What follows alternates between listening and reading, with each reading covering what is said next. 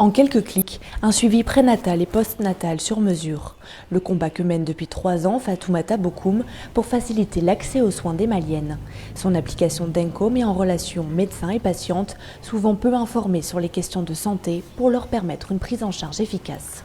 L'avantage des Denko, c'est qu'on peut utiliser les langues locales pour vraiment bénéficier de tous ces services. Je prends Bambara, voilà, j'active le son, comme ça je vais écouter tous les écrits par vocal. Une application conçue à l'origine pour les femmes analphabètes n'ayant pas accès aux services médicaux dans les zones reculées du pays et en proie à l'insécurité. Fatoumata s'est fait la promesse de sauver ces femmes traumatisées par la perte de sa cousine. J'ai vécu une histoire personnelle avec le décès de ma cousine et ses jumeaux. Lorsqu'elle est partie à l'hôpital pour son accouchement, les médecins n'avaient pas assez d'informations sur l'état de sa grossesse. Du coup, elle est décédée avec ses jumeaux. Donc, à partir de cette expérience, je me suis dit plus jamais ça, honnêtement. Au XXIe siècle, on ne peut pas vivre ça.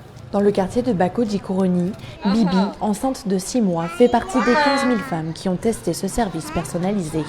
Depuis chez elle, elle pose ses questions en toute confidentialité. Des questions liées à l'intimité de la femme, souvent taboues dans la société. C'est entre toi et le médecin, point. Ça permet à plusieurs femmes de se libérer au fait, parce qu'elles sont plus en confiance. Des consultations virtuelles gratuites pour des patientes qui, faute de moyens, n'y ont pas accès. Un service pris en charge par des médecins comme le docteur Bourama qui travaille dans ce centre de santé. Il y a des femmes qui sont là depuis 6 heures. Jusqu'à présent, elles n'ont pas eu accès à leur médecin. Il est déjà 12h15. Selon ce gynécologue, Denko permettra de désengorger les hôpitaux pour mieux conseiller les patientes. En consultation avec beaucoup de monde aussi, nous, les praticiens, on n'a pas beaucoup de temps pour expliquer tout ça aux femmes. Parce que tu es pressé, il y a beaucoup qui t'attendent. Le Mali compte le 2e taux de natalité au monde et près de 70% de femmes analphabètes. Pour faciliter leur accès aux soins, Fatoumata souhaite à terme étendre son projet dans toute la sous-région.